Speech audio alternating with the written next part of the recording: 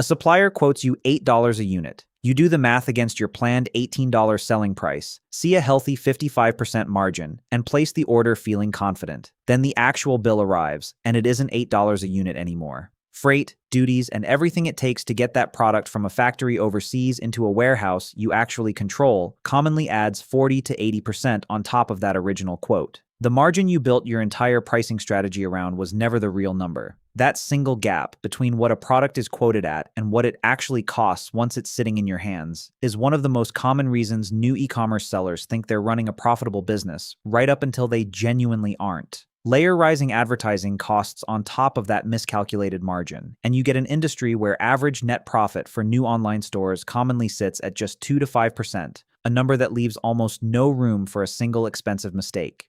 Strip away the branding, the product photography, and the ad creative, and an e-commerce business is fundamentally a math problem with three moving parts. What it actually costs you to acquire and deliver a product, what it costs you to acquire a customer willing to buy it, and how many times that same customer comes back. Most first-time sellers obsess over the first part, sourcing, and treat the second, customer acquisition cost, as an afterthought they'll figure out once the product arrives. That's backwards. Acquisition cost has climbed more than 60% over the past 5 years, and in a lot of categories now, it's the single biggest lever determining whether the business survives, not the product itself. The third part, repeat purchase behavior, is where the real financial upside of this business actually lives, and it's the piece most new sellers think about least of all, right up until they realize how much harder the math is without it.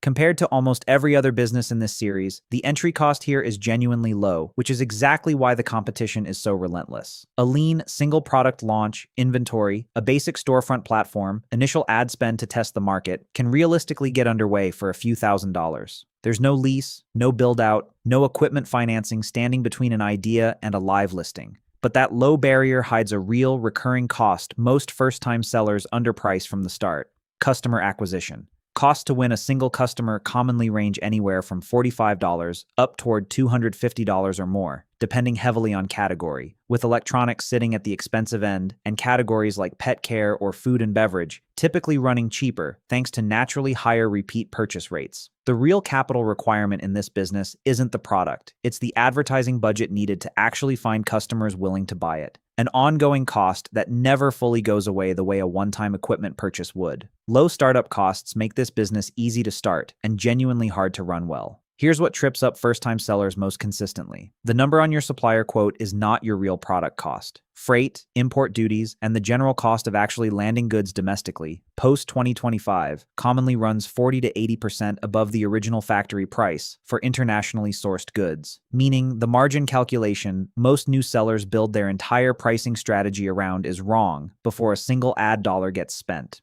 Gross margin looks healthy right up until you check contribution margin instead. A product can carry a genuinely attractive 50% gross margin on paper and still lose money on every single order once customer acquisition cost, shipping, payment processing fees, and returns are subtracted, a gap that only becomes obvious once you actually run the full math per unit rather than trusting the headline number. Acquisition cost keeps climbing whether or not your margins can absorb it. Costs per click have risen sharply in recent years across major advertising platforms, and a business that hasn't recalculated its acceptable acquisition cost against updated margins is quietly bidding on customers it can no longer afford to win.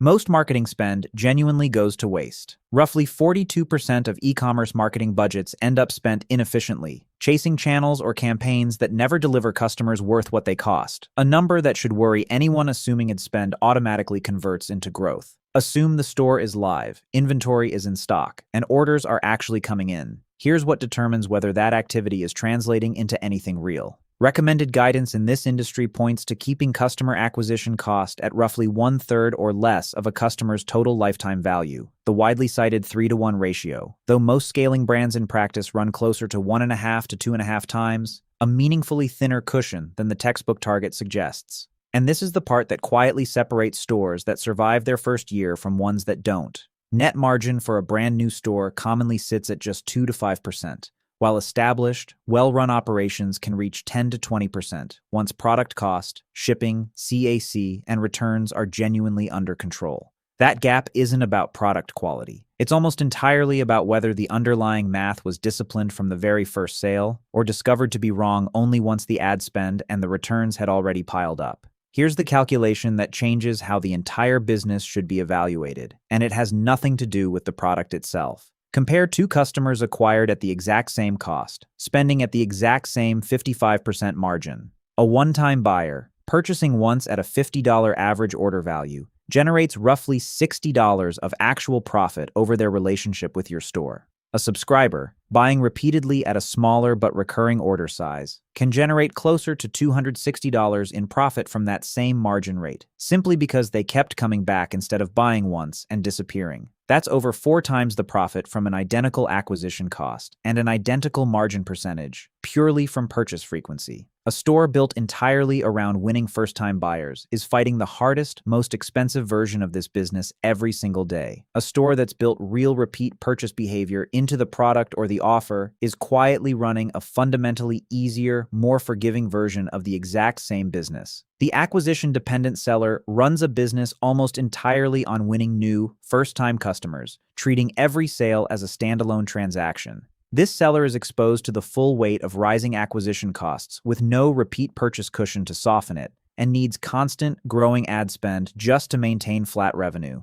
The retention-built brand deliberately designs the product, the offer, or the category around genuine repeat purchase behavior, subscriptions, consumables, categories customers naturally reorder. This seller pays the exact same acquisition cost on the front end, but captures dramatically more lifetime value from every customer won, making the entire business meaningfully more resilient to the rising cost of finding new buyers. Imagine two sellers, both launching with the same $15,000 in inventory and ad budget, both selling a similar type of product with a genuinely attractive gross margin on paper. Seller 1 prices based on the original supplier quote without accounting for full landed cost, launches ads aggressively to build initial sales volume, and treats every sale as a one-time transaction. Revenue looks strong in the first quarter, but once real landed costs and rising acquisition costs are properly accounted for, actual contribution margin per order turns out meaningfully thinner than modeled, and with no repeat customers to offset the ongoing cost of finding new ones. The business is functionally breaking even at best by month 6, despite genuinely solid sales volume. Seller 2 builds pricing around true landed cost from day 1 and deliberately chooses a category and offer structure that encourages customers to reorder, whether through a consumable product or a simple loyalty incentive. Revenue in the first quarter looks similar to Seller 1's, but because a meaningful share of month 4 and month 5 revenue is now coming from repeat customers acquired months earlier at zero additional acquisition cost, blended profitability climbs steadily instead of stalling, and the business is genuinely, sustainably profitable by month 6 on comparable total revenue to Seller 1.